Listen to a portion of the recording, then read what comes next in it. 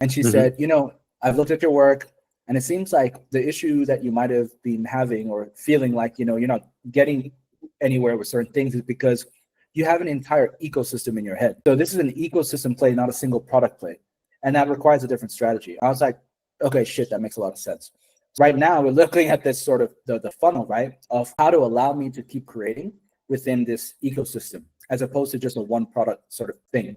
And the sort of IP potential, right, is huge. And I said, okay, based on everything you can find out about me and all my internal docs, what are the patterns here?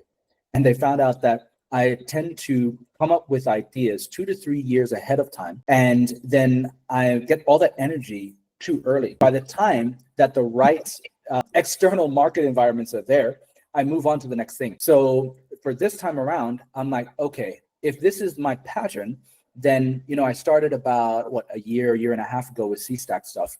Then I got about another year and a half before actual timing will be right. And so I'm doing all the stuff around it, but building the foundations for C-Stack and, licensing models, the actual foundations for it.